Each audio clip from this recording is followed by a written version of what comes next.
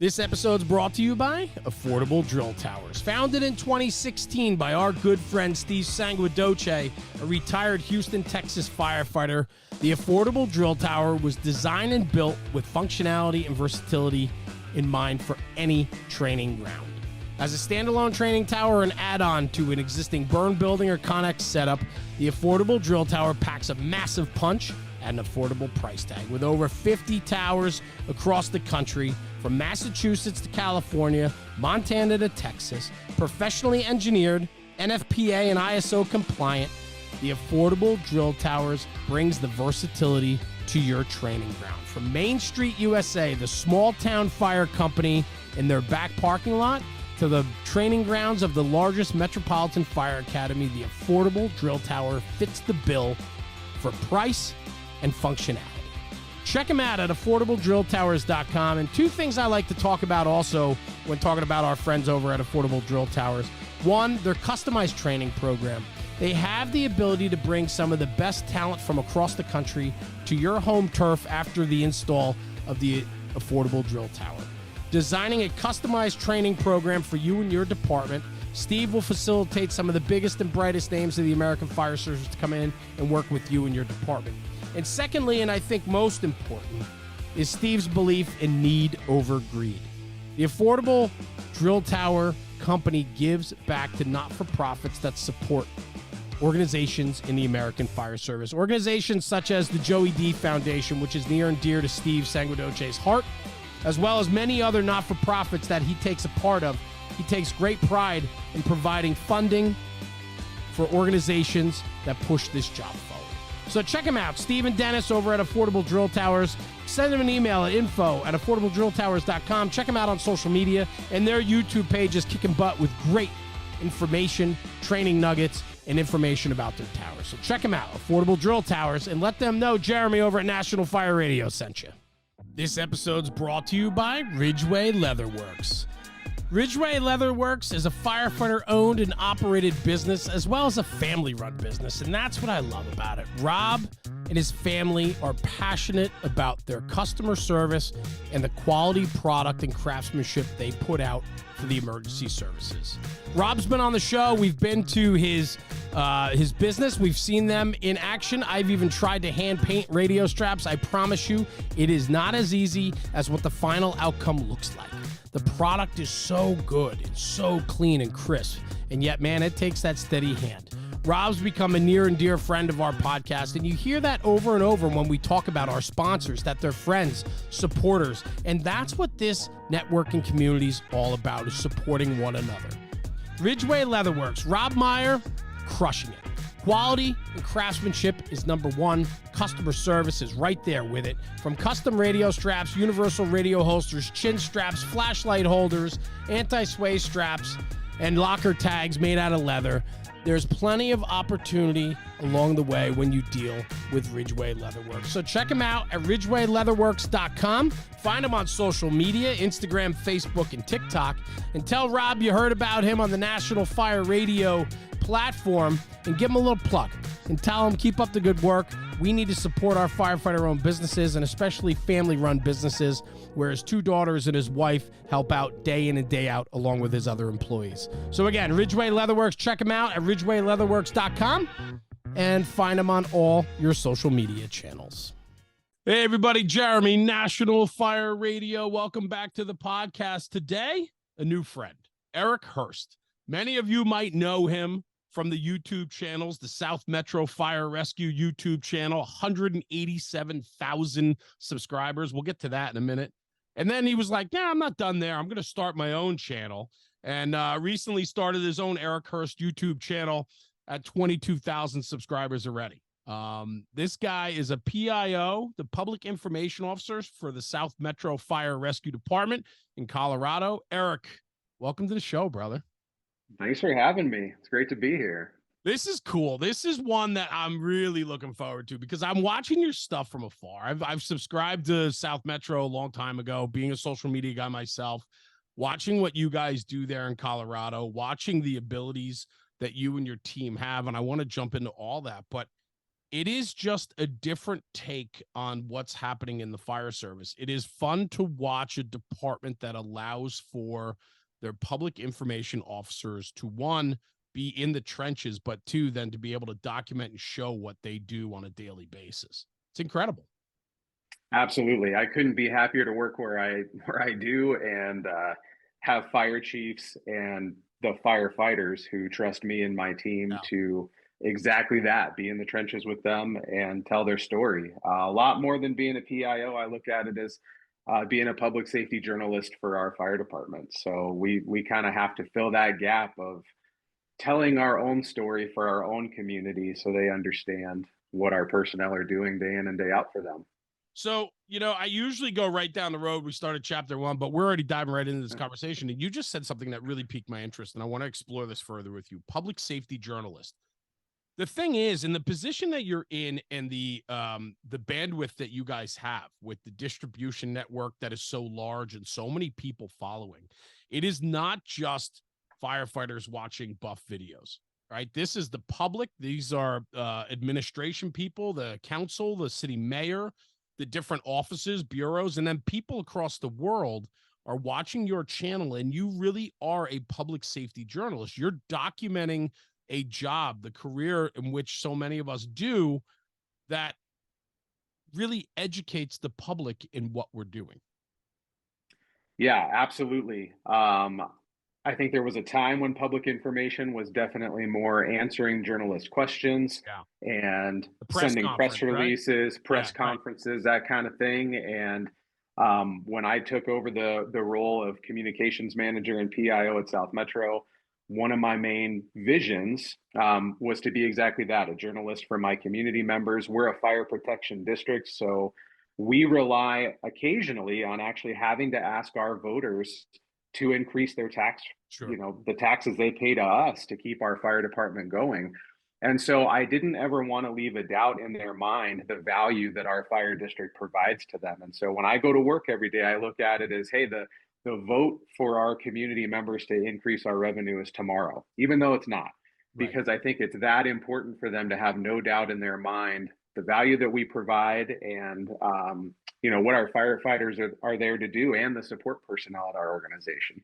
What's really cool is how your department has progressed in the PIO office based on the technology that's available today, right? When you do to circle back, right, that press conference, that press release, like that was that like rubber stamp type thing that every department needed to have. A larger department needed to have somebody that was responsible for engaging the public, engaging, the news, the agencies, and this and that. But now you have a worldwide audience at literally your fingertips, which you didn't have previously. How Yeah. did your administration really come to understand the importance of that? When I first started out, I looked at developing a social media strategy. I think that's important for any PIO office. And one of the first things I did was just look at where all of the social media activity is. And YouTube was at the top of that list. In 2017, it was something like 80% of Americans are using YouTube in one way or another. Right. It's the second largest search engine in the world. It was silly for our fire district to not have a big presence there. And it took a lot of trust on our administration to say, okay, let's pull the curtain back and let's show our fire district in a way that no fire district had shown themselves. And I think it's that authenticity that really resonates, certainly with our community members. But then, as we found, it started resonating with firefighters, fire buffs, aspiring firefighters across the globe. And we interact with people across the world, which is fantastic. But certainly the goal of what we're doing is to educate our community members Yeah. about what's going on in their own community. And then by default, it's just, reached so many people, which is not what we anticipated at all. I think the default though is so powerful. I mean, it's one thing to educate your public, educate your community so that you have the support, they understand who you guys are, the transparency, the authenticity. But when you take this to the next level, right, with that, it was just an add-on that people jumped on from all over the world to watch and to see what you're doing there. But you guys really are shaping the fire service, the future fire service. You're educating that next generation. You're educating people that didn't have the chance to get there. You're educating everyone across the board about how good and the bad that this profession offers, but you guys literally have the ability to shape the future of fire and rescue services.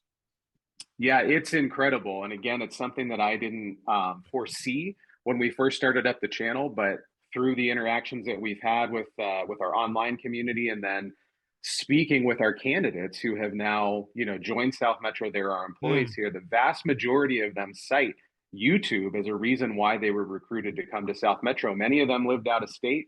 Some of them lived in other countries, and had it not been for our YouTube presence, they wouldn't have known South Metro even existed. And so we have really gained a lot of great members, a lot of diverse backgrounds from these members that are a part of the fire district now. So I think there's definitely that benefit to it as well, that we're drawing in a way bigger recruitment pool than otherwise. Brother, you just knocked it out of the park. If anything comes out of this episode today for other people that are listening, administration, chiefs, right, even people on down in the organization, what you just hit on there is, people are struggling finding new recruits, finding people that fit their mold of what they need and want to represent their community. And you have a channel for that. And I have to think that you guys sit back every once in a while and go, that's wild. This new probie class knew who we were when they came in, right? Because they've been watching our content. Yeah, it is wild. So there's that aspect of it, and then there's the aspect of we're looked at as YouTubers, and the difference between us and the average YouTuber is we are very accessible because that's the nature of our job. You can call and text the PIO line, you can email us. So we have visitors that come from out of state, a lot of young kids who actually beg their parents to want to come to South Metro on vacation because they're fire buffs. It's this incredible thing that we never thought would happen. But we're there. People show up at headquarters. They want to trade patches or trade challenge coins. We had a couple of different kids this year for their birthdays come and spend a couple days with their parents buffing around South Metro. Wow. And that's the next generation of our firefighters there. So that time investment is really important, but that was something we didn't foresee. And so in a lot of ways, this PR role totally changed. I'm this YouTuber, like all the YouTubers I watch, that I would totally fan geek over if I met them in person. Right. It's a weird place to see yourself that way and have to acknowledge that I'm seen that way and my team is seen that way when people come visit. Yeah, well, the term influencer is there for a reason, and for you to be able to be an influencer for, people within the space, that's important because it's so important, one, to be able to show to your community what you do in South Metro. The other thing, though, too, is it gives them a level of expectation of what's expected from them, right? So many prospects or potential firefighters or EMTs or paramedics that come into different fire departments and programs, they don't really know what the expectation is until they get there. You're painting that picture for them before they even put their application in to potentially join your department. 100%. And I mentioned authenticity before. Yeah. That's a big thing for us. I don't want to put on a false front. What people see is what they're going to get when they come to South Metro. If you watch a station Saturday, it's super laid back because that's the way our firehouses are. Yep.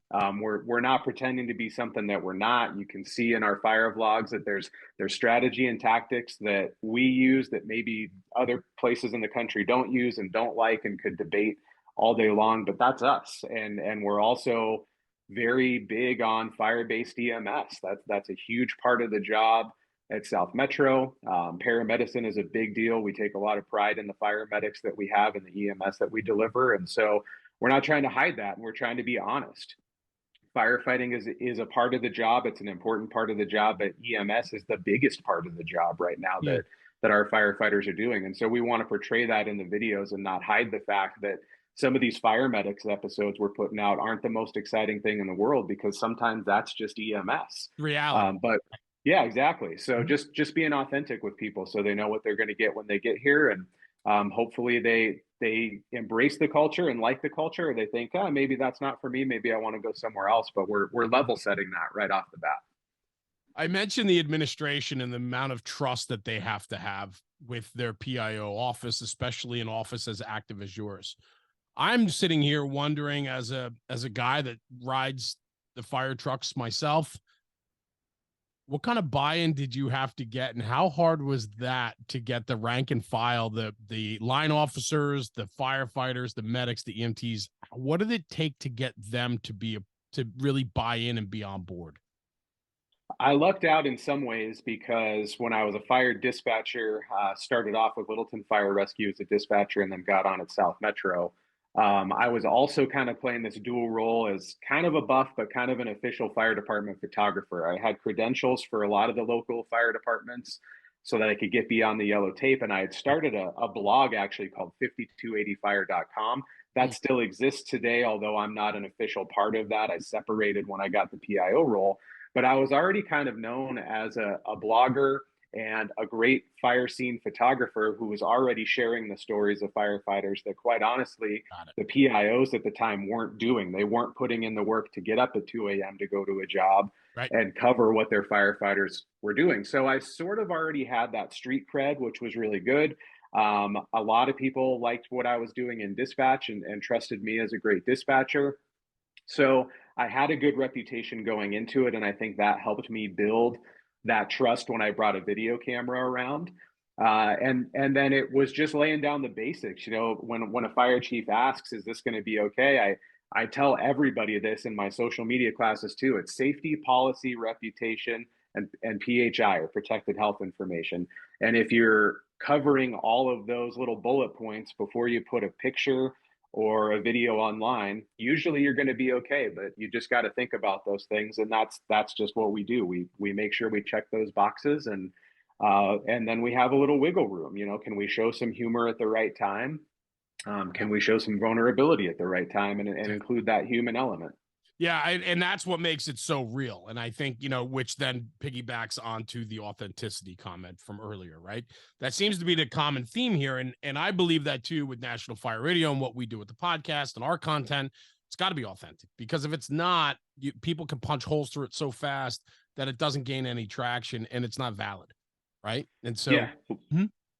Yeah, 100%. And I think that kind of, speaks volumes to our vlogs too. What you see on the fire ground, I've never seen a perfect fire ground. I've no, seen some fires go really well. I've seen some go really bad, but there's never perfection. And I think what we're trying to do too is combat that stigma online of like that you have to be perfect. You can try and be perfect, and you should be trying to achieve that, but it'll never happen. And I think when we're showing things in our videos that don't meet perfection, but they're good, they're tuned in, it opens up a great conversation just about that and what the realistic expectation is, and the realism of the job itself when it comes to fire and EMS. how important is it to engage your community? I mean, you're putting out content and you're getting hundreds, thousands of comments across all the channels. How do you keep up with that, and how important is it to engage your community? um, Engaging with our community is of the utmost importance, and so that just like anything though, it's a level of priority. So we get emails, we get online forms with people submitting comments or concerns for the district. We get phone calls from our community members, and so those are always first and foremost. And then we want to dive into the public comments and certainly the direct messages, and sometimes that in itself can be hours of the day Oh, when yeah. we're talking about all of our platforms. No doubt. That in itself is a full-time job, and so trying to make sure that we're addressing everybody's concerns, that people feel like they're heard, that we're welcoming their feedback and suggestions.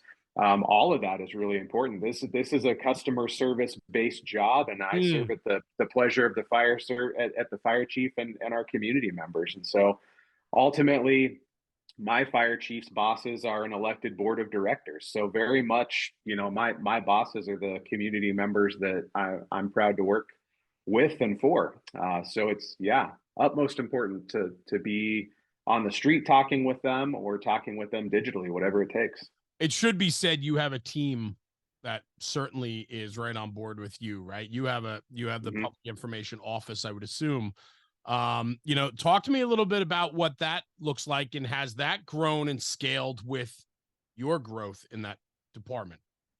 It has. When I first got appointed to the PIO role, we had a chief communications officer who was hired from the private sector of communications. And so She and I initially kind of split duties. She was taking care of more of the internal and strategic communications, executive level communications with our board of directors, and I was handling all of the external stuff. And basically, it was just like most fire PIOs, unfortunately, who never get a break. It was me 100% of the time having to cover everything and having a very poor work and personal life balance. And that's where I have to credit South Metro. They do a really good job with employee wellness, if not one of the best in the nation when it comes to all wellness, physical, emotional, mental wellness.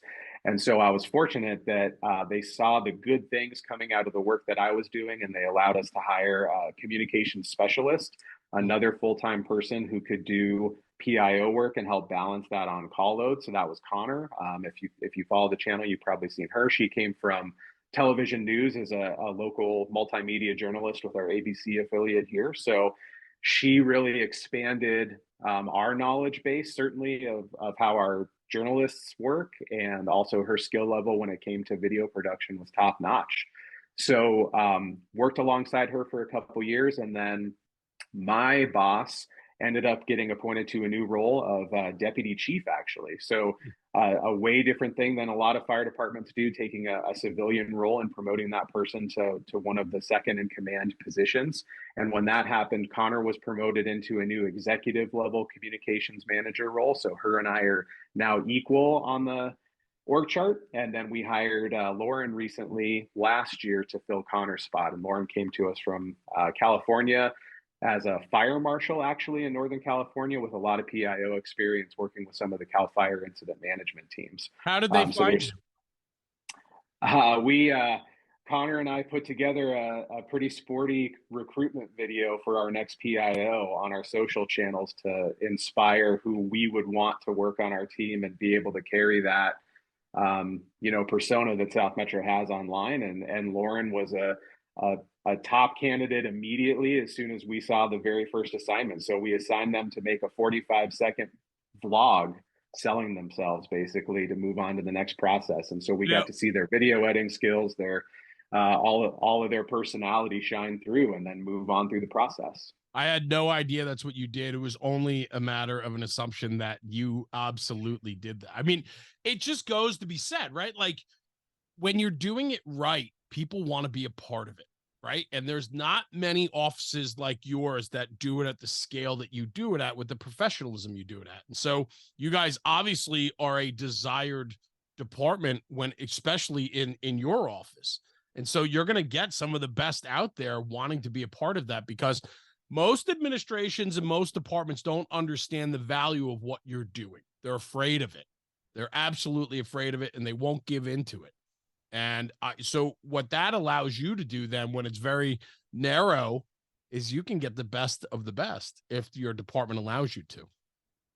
We definitely can, and I think we definitely did, and I'm really excited about that aspect of things, for sure. Yeah. So it sounds like you have a fantastic crew, very well-rounded, but take me back to the beginning then, because how did you find your way there? We just talked about your team and how they got there. How did you get there? Give me chapter one. Where did this all start?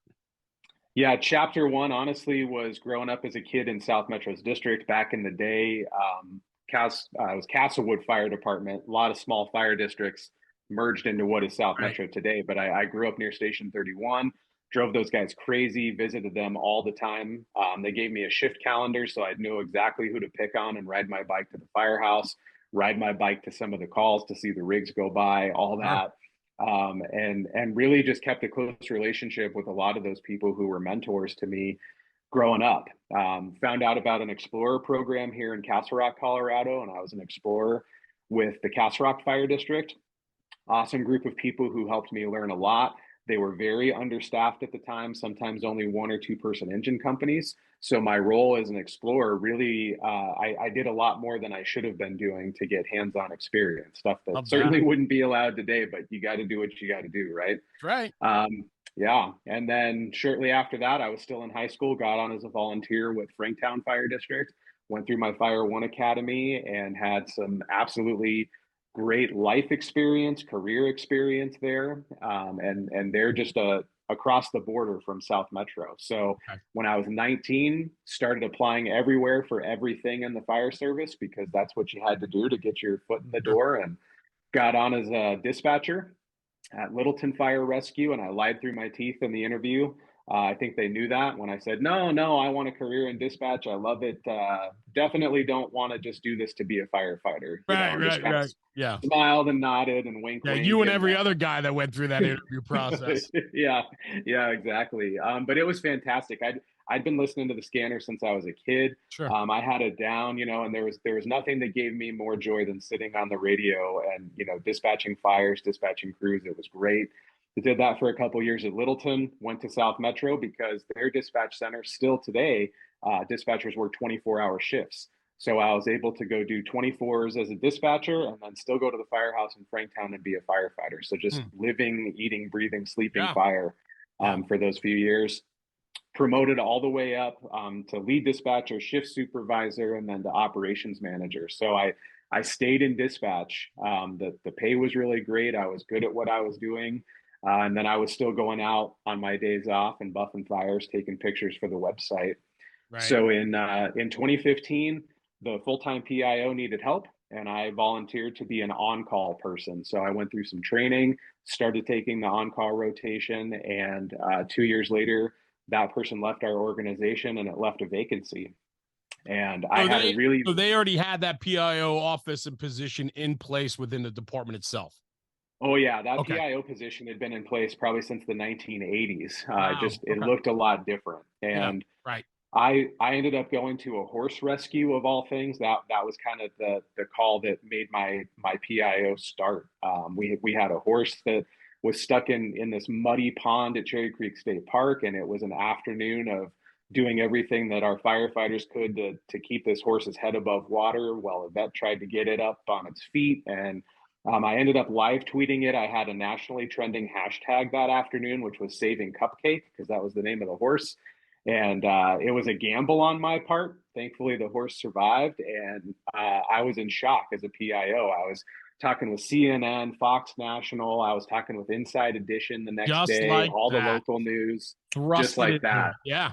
And the fire chief was like, all of the fire chiefs said, wow, this is way different, and we really like this exposure and being able to tell the story of what our crews are doing.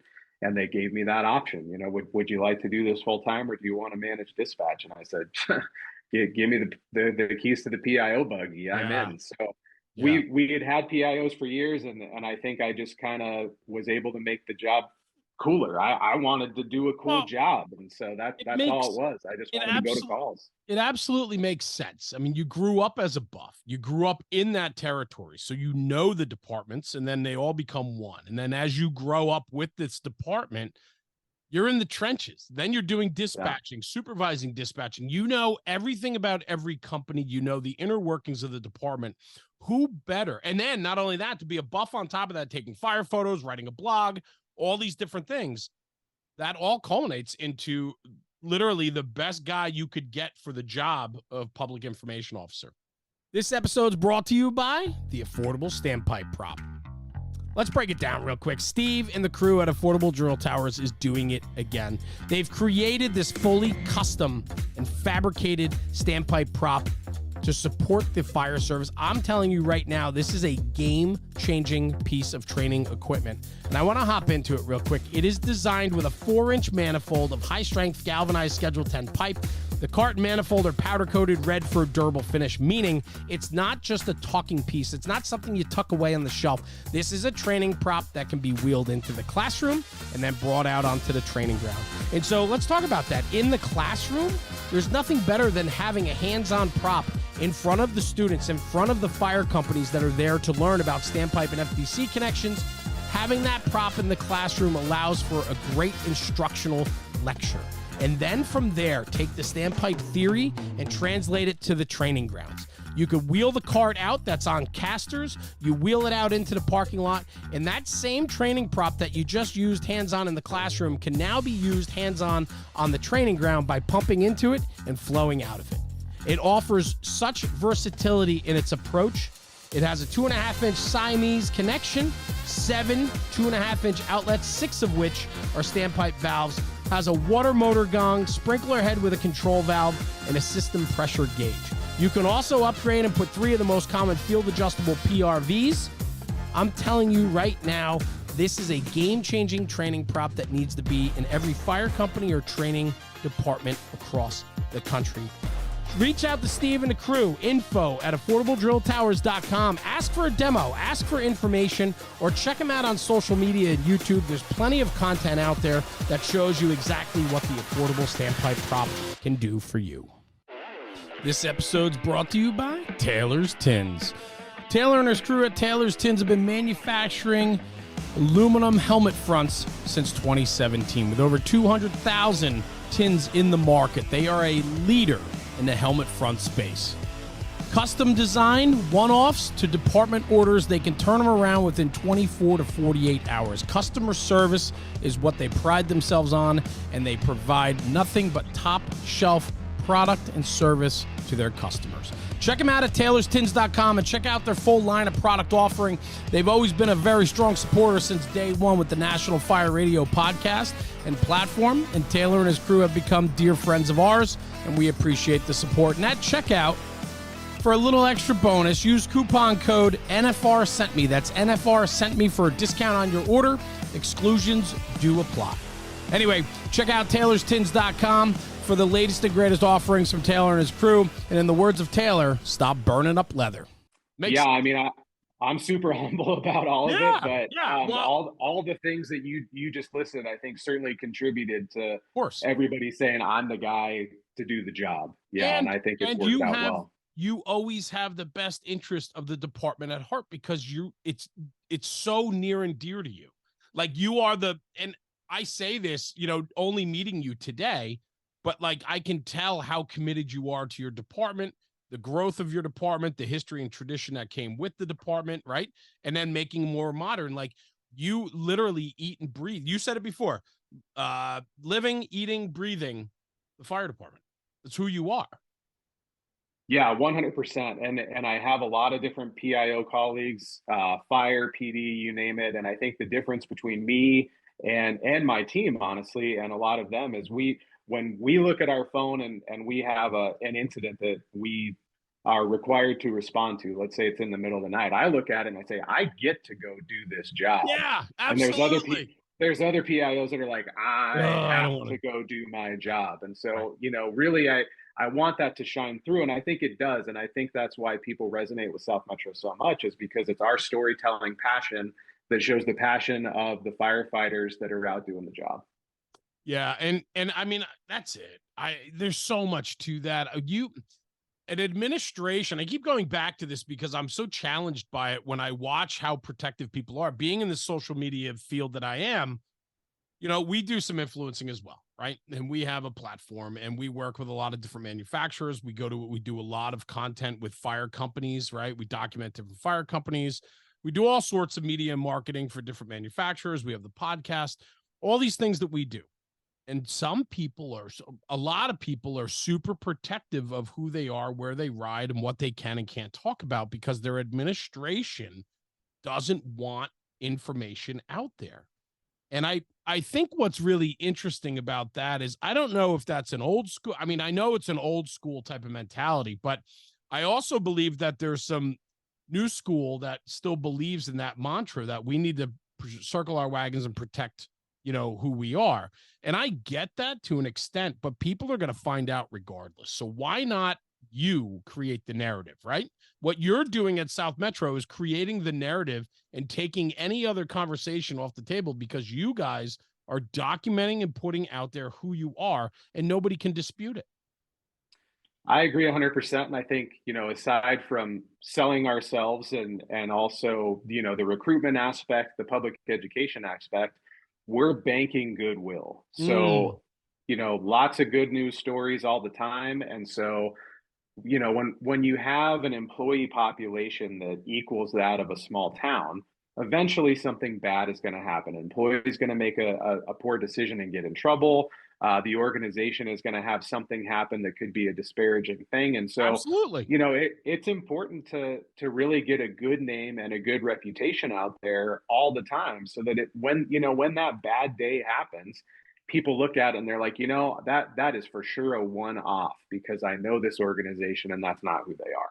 What I think is really interesting too, and that conversation right there really made me think about this, is you guys have to be so good on your feet because you don't know what's coming next. There could be, you could have a fire in the next 3 minutes that you have to get to. Could be a fatal, could be a line of duty. It could be severe injuries, right? It could be massive loss of property, but then it could also be a scandal, right? It could be, something that shines a horrible light on the fire service, the hardworking men and women that represent your department through the actions of one person, right? So, and put it in perspective, right? I was reading before, you guys are an ISO Class 1 Fire Rescue Protection District, 2,300 companies, 6 truck companies, 19 ALS, 15 wildland, 6 tenders, 3 ARF trucks, water rescue company, hazmat, collapse, decon. You have all the makings of a very large department. How many guys are on the line, guys and girls? Total personnel at South Metro is right around 770. It's not a small Yeah, department. and it's a big organization. You just named off all of the special teams. I Right. love that as a PIO. I Yeah. get to go do airport stuff, dive rescue stuff, hazmat. Wildland's a big deal here. Oh, You yeah. talked about not knowing what's going to happen. We can go from zero to air support and evacuating 1,000 homes in the span of just a few minutes in this fire district, and I've done it before as the PIO. So it keeps you on your toes without a doubt. No doubt. And I think that that's what's really exciting. And you have to have very dynamic people then in your position, because the other thing too is, as you educate along the way, you're educating also in a public safety way. You mentioned that you're a public safety journalist. You're getting the information out quickly and timely to the residents, that if there is a wildfire or grass fire or something that's moving quickly, or there's evacuations, I mean, that's all funneling through your office, correct? It is, and so we have a couple of tools there. Pulse Point is a great Yeah. tool. If you haven't heard of it, check it Right. out.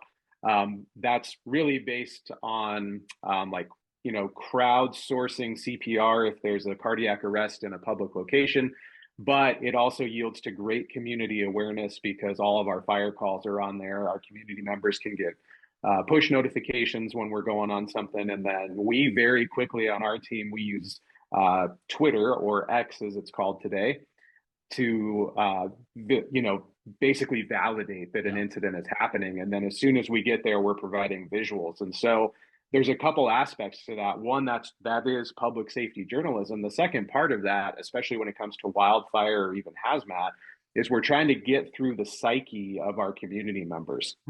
So generally there's the 3 phases. Somebody's in denial that something's happening, and then they deliberate about it, and then they take decisive action. And so when it comes to evacuating, we want to get them over the denial phase as soon as we can. We want them to know this is for sure happening. This is real.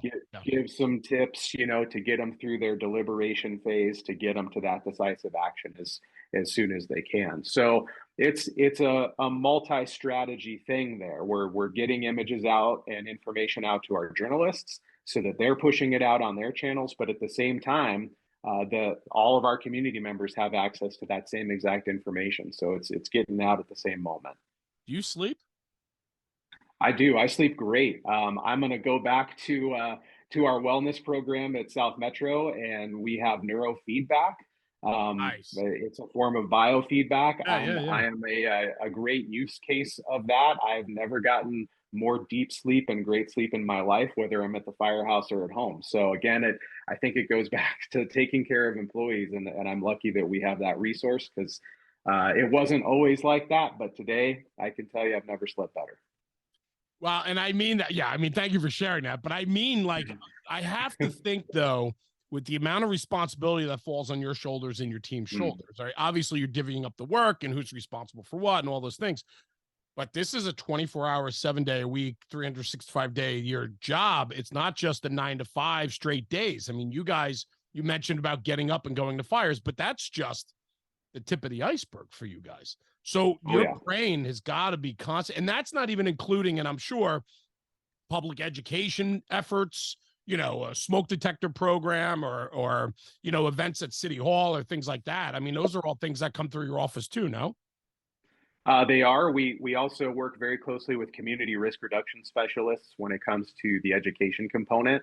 So we help carry their message in a digital way and project the message. But generally, we're lucky to have them as the subject matter experts on education and coming up Nice. with curriculum. Okay. Now, you did cite City Hall, and what I'll mention with South Metro that's different than a lot of places. We're a fire protection district. So we cover three different portions of three different counties, 10 cities and towns.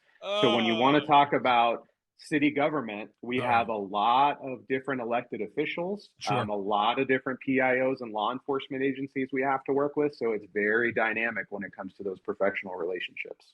How important are those relationships, not just with other PIOs in your own department, but external sources, the news agencies, the newspapers, things like that? I mean, I have to believe that your position is based so much on relationship building. Yeah, it most certainly is. And just understanding what everybody else's needs are and understanding how to work with those different personalities and what their expectations are. And then having to kind of set some of our own expectations because it's Mm, difficult to have to do things a different way in one city than if I cross the street and I go into a different city and their city manager and PIO want something one way.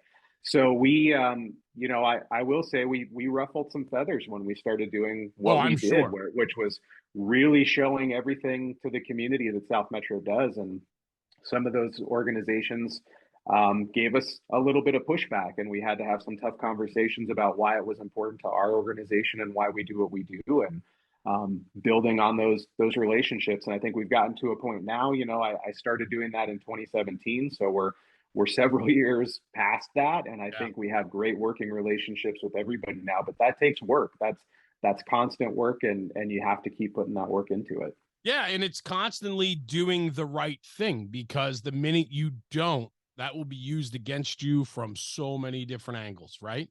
And so the importance of the integrity of your work speaks volumes to who you guys are in your office. Yeah, I certainly think so, and especially when it comes to our journalists that we work with.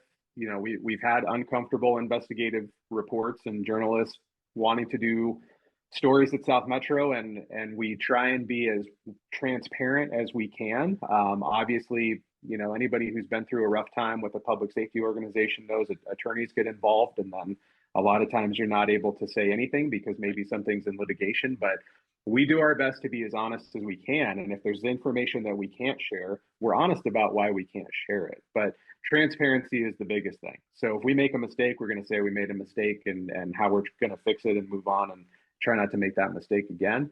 And again, it goes back to that banking goodwill. So when people are used to seeing the fantastic job that our organization is doing day in and day out, I think that helps a lot.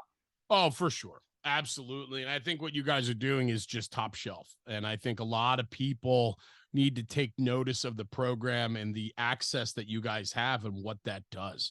And I mean, I mean, it's one thing educating the public, but man, to be able to educate your next Proby class, influence who wants to come and work at South Metro, you guys are leaps and bounds ahead of so many departments in their recruitment campaigns just because you're just documenting and not creating. I say it all the time. Gary Vaynerchuk is a huge influence of mine, Gary V, and he talks about document, don't create. You Mm-hmm. have, when I read through that list of all those companies and then you smiled and you said, that's the best part about it. I get to go to the airport. I get to go do this. I get to do that. You have the keys. When I talk with manufacturers and we're doing like marketing pitches and stuff for projects with them, I'm like, you guys, all you have to do is walk out of your office and into the factory. I go, it's like Right. it's like Willy Wonka's chocolate factory. And for you, Eric, and your team, you guys have the keys to that. You have the ability to go do whatever because you have everything at your fingertips. And that's huge. So document the day. Don't create. People get stressed out when they have to create. So just document. And when you document the day in and day out, people want to see it. They want to know what that looks like.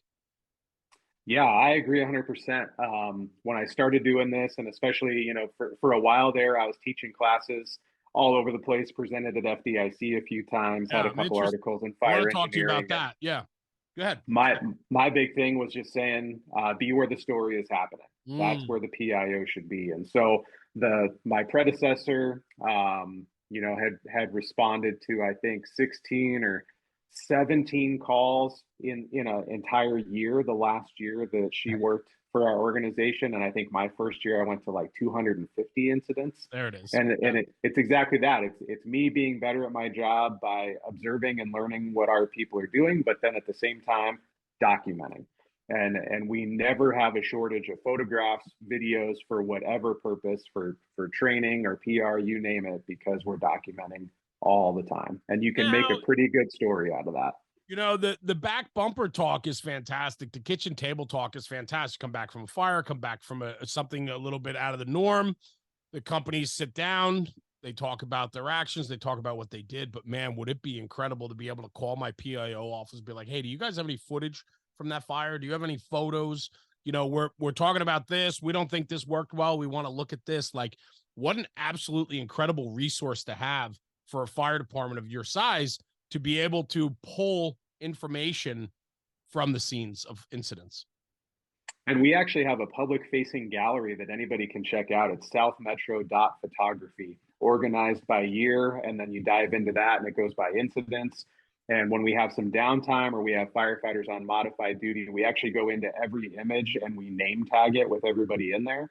So they or their families, when it comes time to retire, or God forbid, we have a line of duty death and we have to start looking for images of our people. And sadly, I've had to go through that now 3 times since I've been PIO for line of duty cancer deaths at our organization.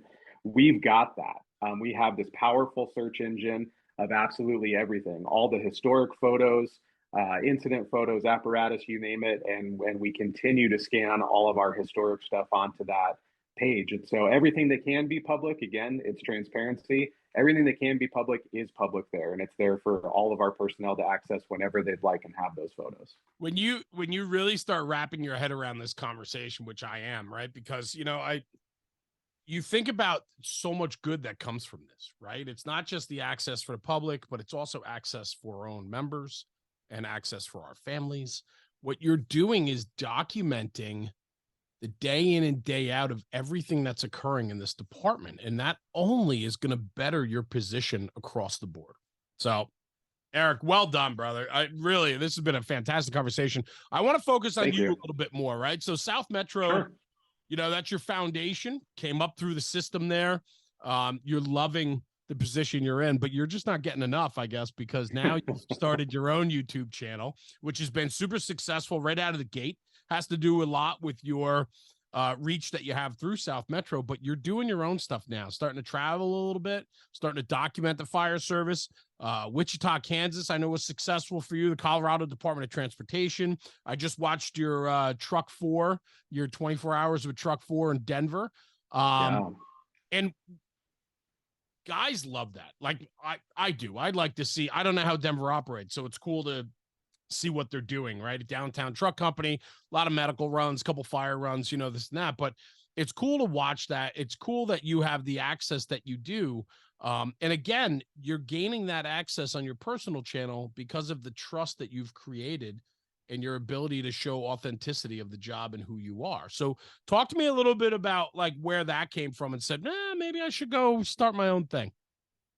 Yeah, that idea came about honestly right around the time COVID hit, and I was starting to schedule some rides with fire departments, and then that was just obviously put to bed, and no riders were allowed. But in that time, it was really just a couple things. Me wanting to find a way to continue my passion for the job. You can see some of the artwork behind me. Some of that was on the job, but some of it wasn't. This shot here of a firefighter sliding the rails on an aerial was a cool shot I took in Detroit. So I've gone to other places just to buff as a photographer. And as my video skills started to be better, I guess you could say. I mean, you know, people like the videos that I'm creating, and I'm continuing to try and get better at video production. I started to love video as much as I loved still photography, and I wanted to find a way where I could tell more stories of public safety journalism, but just in a different way, and maybe have a little bit more freedom and a little bit more creativity, but at the same time fuel that buff passion that I've always had and learn a little bit along the way and meet some cool people. So, you know, when I looked at YouTube, because I'm there quite often, Hmm. there aren't really any vloggers that do ride-alongs. Right. And so I know, we both know Mike Borello, and he's doing Heroes Next Door, Sure. featuring firehouses and I think you're apparatus. you're hanging out with him soon, aren't you? Yeah, he's yeah, cat's out of the bag. He's coming Ooh, to South Metro here in a couple weeks. was I So not supposed to? I'm sorry. I don't know. I Ah, think it's a that's cool funny. promo. So Yeah, yeah, I think so. There you go. we're good. Absolutely. While we're on that topic, one of your most recent guests, Jason Fair, Yep. I just got back from Albuquerque. In fact, before you and I started talking, I was editing some Albuquerque videos. So Nice. people who follow my channel or want to see it, we'll have some fresh Albuquerque content It's awesome. on there soon. But no YouTubers are doing ride along focused videos where they're really trying to see the ins and outs of the fire department, and certainly a part of that is the level of trust that you highlighted. And I think it's different when I can come at it from the lens of a PIO. So they know what my intention is, what I'm trying to capture. It's not gotcha journalism. I'm not trying to expose anything. I just want to see what the departments are like, because they're Yeah. all different. Their personalities, the way they operate, all of those things. And so it's a unique way for me to continue my passion in public safety journalism, and I'm excited to see where that takes me. That's fun. I mean, it's, when you get to build something around your passion, so many people go through the paces of life day in and day out. But when you get to live the life you want with the career you have and you enjoy, it just makes things a little bit better across the board. And now for you to go out and start your own, it's a lot of fun to watch. Give me some highlights, give me some downsides. Like what, there's a lot of people that like to be behind the lens. Does that desensitize you a little bit? That was always something on my mind. Like are you almost like a half step removed from the fire ground if you're behind the lens? Does it kind of, I don't know. Do you know what I'm saying? Yeah. In the moment, sometimes I think it has to. In Mm, my official role, I've had to do some uncomfortable things. I'm I've had to sure. take pictures of dead bodies in bad spots before the coroner's office arrived for whatever reason. Yeah. The crews needed to do something, and so I end up having to document that. It's tragedy, it's plane crashes, it's bad car wrecks, it's a lot of ugliness, and so just like I think all responders have to do in whatever their primary job is in the moment, you kind of have to remove yourself from it. But then there's reflection, and for me, that reflection is different, because when I get back to the office or I get home and I plug my memory card in, I have to relive all of that while I edit images and find a place for them to be. And that can be photographing line of duty death funerals, which unfortunately I've had to do a lot of that, not only for my own agency, but neighboring agencies. People experiencing loss of homes and lives, that kind of thing. So yeah, that kind of deal can be pretty rough. I think video takes it to a whole nother level too. So, filming the Fire Medic series, which I've been doing for South Metro, that put me in a way different, way out of my comfort zone. So, having a video camera in the back of a medic unit with somebody who's having a really bad day, and Yeah. then having that conversation with them about what I'm doing, and hey, are you okay if we share this? And if you are, would you mind signing this HIPAA form? Like, Yeah. way out of my comfort zone. Yeah. And so it's a learning process as I go along, for sure. But it's not easy work. I think that's the other part of this, and it's one thing doing it as a PIO, but even just doing this vlog on the side, so to speak, that's still a job. And I had no idea how difficult it was going to be, especially as a one man band. So I shoot. I was going to I'm the mention that. host. Yeah. I edit. I do all the things. So Yeah. there are definitely times when I feel exhausted when I come home, for sure. I bet. I wanted to ask you then too. I talked about desensitized behind the lens, but you really raised a couple thoughts in my brain here. And one of them is, how do you decompress? Because you're on the scene, you're dealing with it. You then come home and you have to edit, put it together. You're talking about line of duty death funerals. You're talking about deceased patients. You're talking about, not you.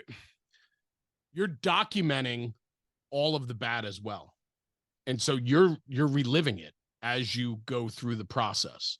How do you and your team decompress? I mean, do you have the same abilities and so on to lean on counseling units or anything like that that allows you to focus on, making yourselves okay with this? We do. We have peer support. Our peer support actually has support dogs as well that we can benefit from. If there's a very traumatic thing, typically we have a debrief at one of the Mm. firehouses, but that doesn't happen all the time. And I Yeah. think one of the difficult things for me, when I was in the firehouse and we'd go to a bad call, we'd go back to the firehouse and we talk about it. Right. Or if I was in dispatch, you'd Right. talk about it. The weird thing for this role is it's very autonomous, and I don't go back to a fire station. I Right. go back to my office or go home. And so yeah, it's weird. I was one of the first arriving members at South Metro at the STEM school shooting a couple years ago. Saw a bunch of kids shot up, and when I got home from that, it's like that's just me. Like I'm just sitting at home thinking of everything that I went through. I'm not going back to a firehouse where I can talk to anybody about it. So I think just finding healthy coping mechanisms is the most important part of it. For me, it's journaling, quite honestly, Mm. and just talking to myself about the experiences that I've had and trying to pinpoint what's uncomfortable there. Going back years ago, I've told my story a few times to some other journalists, but I went through some PTSD struggles and Right. did EMDR therapy, which was a total game changer for me. And I think through all of that, I've been able to just be able to have more self awareness, so I know what level of assistance that I need. But if it's one of my other PIOs, I'm certainly reaching out to them on a regular basis. So, Yeah. if they've had a fatality fire or they went and they saw something really bad, it's reaching out to them as best I can. And then as soon as I can see them in person, I want to do that. And it's really just to get a read on where they're at and see how they're doing. And thankfully, I have other people on the department that do the same for me and check on me.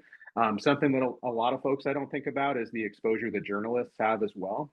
Their Mm. job is pretty rough, and so I'm fortunate to have some good relationships with local journalists where we check on each other after that kind of thing That's as well. So that's good strong. support mechanism. Yeah. Yeah, I don't think of that, right? I'm not in that world, so you don't think of that. But yeah, I mean, when you're covering tragedy, especially the news, I mean, I find it almost troubling these days to put on the local news. I mean, I'm 20 minutes outside of New York City, so everything is New York City news, and the first 10 minutes of the news is tragedy. There's Oh, yeah. nothing of uplifting sense of what it's literally the plight of society is the first 10 minutes of the news. And so when you're documenting all that all the time, you got to find your sanity there. I think that's incredible that you have a network like that and that you are you recognize that. I think the other thing too, would it be safe to say though, you said journaling is important to you. Would it be safe to say that your photography is part of your therapy too? Yeah, in a lot of ways, I think it's my creative outlet. Yeah. Some people draw, some people paint, right? But yeah, my photography and videography, and especially editing video, all of that is very cathartic to me, and Mm. that certainly helps. And where does it But where did all that come from? Did you learn it on the fly? Or I mean, I uh, know you said early on you were buffing and taking fireground videos and so on, but when it comes to editing and video, I mean, I'm assuming you learned as you went. Yep, pretty much self-taught 100%. YouTube University, so to speak. There's a Yeah. few vloggers out there like Casey Neistat, where I get a lot of my inspiration from, and he put out a course. There's a few vloggers that have put out little classes, and so I've watched a few of those to increase what I do. Sure. Nick Perez with Miami PD was a huge inspiration to me for his work. And really, his channel, the Miami PD YouTube channel, is the reason why the South Metro one exists anyway. Like I saw so much inspiration there. And And what's so what really, was it's his name? Nick with Miami PD, and their channel has tons of subscribers. He has a personal channel called Nick Off Duty, Okay. worth checking out as well. It's the cop side of things, but Yeah. I got a lot of inspiration and then learned a lot of techniques just watching his work and some other vloggers that I follow. But I think one of the important things too that I've noticed recently, to just kind of buck the YouTube system, so to speak, it doesn't matter. I think all the stress that people put into it, my personal perspective is don't stress about it. Make a story that people want to see more of, not make them feel like they've seen enough. And it doesn't matter what length of time that is. Peter Santinello is another vlogger who just totally blew this out of the water. He's like in his 40s, long form journalism, 45 to 60-minute episodes shot with just a GoPro. There's no cinematography, there's no music, there's no fast cuts. It's just like him telling a great story with interesting people. So I think that's the cool thing, at least for me. I can kind of back off the pressure and just be like, I want to tell a story, and however long it takes to tell the story in the right way to make people feel like they want to see more is the sweet spot. Yeah, I love that. I think there's so much to that. We're always learning as we go, and we're trying to develop our YouTube a little bit stronger and better.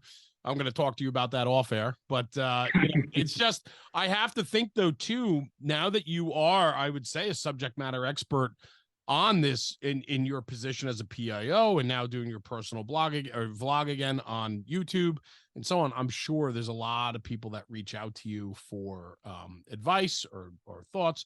So maybe, on top of what you just said, which I think is invaluable, right? People get too caught up in the creative mindset of it instead of just delivering a message that people would want to hear. You have any other tips, 1-2 tips that people might want to consider or think about when producing or creating content? Don't disregard the small details that I think a lot of us take for granted. So people get excited over some of the littlest things. Yeah. And so for me, it's trying to take a step back and think about it through the eyes of little Eric when I was a kid, and the fire service was just this new, awesome, amazing thing, and everything was fantastic. And so kind of go back to that level, and if you're talking with kids, at a fire muster or at an open house, ask them what's exciting to them, and that can get you some pretty good content ideas, honestly. And it's just all those little details. And then the other important part, I have a really great journalistic relationship with Tom Costello with NBC National News. We've worked on some projects together, and his big thing that I've learned is including natural sound. So as much natural sound in your videos as you can do, background stuff, tones, radio traffic, the sound of sirens, the sound of laughter from the firefighters in the next room over, all of those things are super, super important. So paying attention to audio honestly can help your video excel. So I think those are kind of the big tips. The other thing I'll say is don't get too wrapped up in the technology. I'm a tech geek. I have, the latest and greatest in camera technology. And what I found is honestly, none of that really matters. If you've got the cheapest 4K camera out there and good audio, go do all you need. Really all you need. Just go do it. Yeah. Pick up the camera. Don't be afraid. Don't overthink it. I am a little different than most. I don't storyboard. I go into a story like what you said earlier, document. I document and I make a story after I've documented it. And typically as I go along, I'll find other things I want to document to help tell the story. But just don't be afraid to pick up the camera if it's what you're thinking about doing. That's the best thing to do. Pick it up, start making stories, and grow from there. Yeah, and I think that really the important thing too is to protect. In the fire service, we do need to protect what we have. And, we can do that by, painting an accurate picture of who we are and what we do day in and day out. But we need to be protective and stop looking for controversy or stirring the pot too. And I think, you can always find, like you said, there's not a single fire ground that's perfect. Right. And so there's always going to be things that you see that, might not be textbook, or, there's some questionable, little questionable, but protecting the importance of this job and the mission that we have, and stay away from controversy. I'm not a controversial guy when it comes to, I really believe in protecting the sanctity of the fire service. I think it's important. That's why I do what I do. And I have to think that you're right there with me in some regards to that, because of your position and what you do. Oh yeah, and I see a lot of that in the comments section. You know, I generally with PIOs who are calling me for advice because they've seen some bad comments. You Yes. know, it's the 10-80-10 rule. There's 10% of people who are going to love us no matter what we do and praise us. There's 80%, which is the mass, which is just going to be like, all right, cool, you know, that's good stuff. And they're not going to write anything disparaging, even if they have a bad thought about what we're doing. And then there's the 10% that are going to be haters and they're going to be trolls. They're going to want to stir the pot. They're going to scream about your nozzle choice, your helmet choice, your strategy and tactics, whether Right. you're doing transitional attack, and with a passion, man. They're just furious on that keyboard about their opinions. And it's okay for people to have opinions for sure, but generally what we find is that tearing down just does no good. Right. No one's going to change what they're doing because of this person's opinion. We welcome good conversation, but we don't engage in fighting. And we literally have people who will write comments and then say debate me at the bottom of it. And it's like this it's not a debate, you know, that you're Right. watching exactly Right. how we work and we're happy to explain what happened and why we did what we did. But you know, trying to keep it positive as much as we can is really important. And I think we're lucky because a lot of the other folks in the comment section take care of everything for us. And from a official perspective, you know, we don't write anything back that's going to cause a fight. We don't Yeah. cause a Right. stir. We'll answer questions, but yeah, we want to keep this everything that we do in a positive light. We want it to be encouraging. We want to learn. I think learning's a good thing, and showing the imperfections means we're all going to learn from each other. So I think that acknowledgement is really important. Eric, thank you. What's next for you? You know, I'm excited to see where this YouTube channel takes me. Yeah. I want to go to all corners of the fire service, busy places, small places, unique places, for that own, you know, personal experience for me and what I'm gathering from the feedback I've seen on my channel. Other people want to see that too. Yeah. So, you know, in my time off within reason, I'm going to do that, and I'm going to keep doing what I do at South Metro and find new and unique ways that we can tell some of those stories. We've got some really, really exciting stuff coming up with the new Fire Academy. We're capturing it in a way that's never been captured before. And I'm super, super excited to be able to put a long form product together on YouTube. It's going to be a while. It's a long project, but it's already begun, Good. and I love I'm it. really excited about it. Yeah. Well, congratulations on all your success, and it's personal and career. You Thank you. really are pushing our job forward and making our job better. And I just want to say thank you for joining me today on the podcast. It was a lot of fun to learn a little bit more about you. I'd love to do some projects together down the road. I think it'd be a lot of fun. Yeah. And so on. So we'll talk about that for sure. And just thanks for spending an hour with me this morning. And thanks for speeding up the schedule for me, too. I kind of screwed that one up on you. But thank you very much, man. I appreciate you. Eric Hurst, South Metro Fire and Rescue out of Colorado. Eric, thank you so much for joining me, man. Yeah. Thanks for having me. Awesome. Stay right here. I'm going to sign off the podcast and I'll come right back to you, brother. Hang on one sec, okay? Everyone, thank you for tuning in for another episode of the National Fire Radio podcast. Like I talk about the job, take it back to the firehouse and talk about it, because when we talk about the job, we're making the job better. Thanks for tuning in. For my guest, Eric Hurst, I'm Jeremy, National Fire Radio.